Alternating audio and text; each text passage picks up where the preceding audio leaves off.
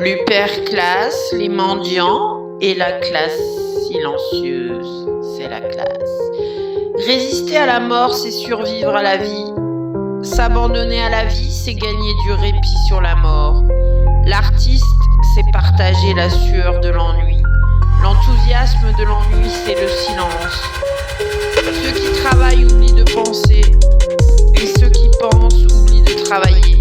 Travailler à penser, c'est dire le silence. Le silence est plein de mots, et le cogito est plein de silence. Il est dans la foule tant de silence, il est dans le bruit trop de silence. Penser le monde, c'est penser le soi. Penser le soi, c'est penser le monde.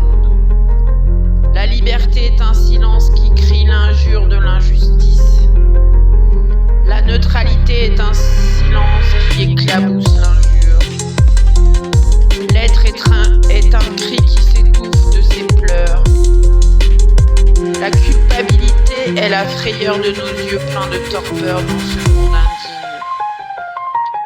Crier en silence, c'est dire l'impuissance des forces qui nous mènent à la paralysie. Vivre, c'est crier nos pleurs. Nos pleurs sont nos peurs. Aimer, c'est vouloir l'intensité de la douceur. La peur est sincère, mais on ne fait que mentir. Vivre c'est être grotesque. Nous sommes l'immensité des paradoxes. J'aurais voulu croire et l'on ne peut que vouloir être. Vouloir, c'est vivre. Le destin est un désir de perdre cette peur de mourir. L'angoisse, c'est la nécessité de vouloir l'essentiel.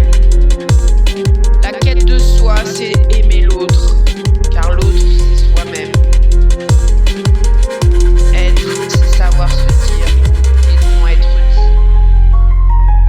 Si l'autre est une ouverture à soi, soi est une œuvre. Nous sommes déterminés à vouloir aimer. La subtilité de l'utile est la grâce d'être. Vouloir aimer, c'est vaincre la peur de sa propre obscurité.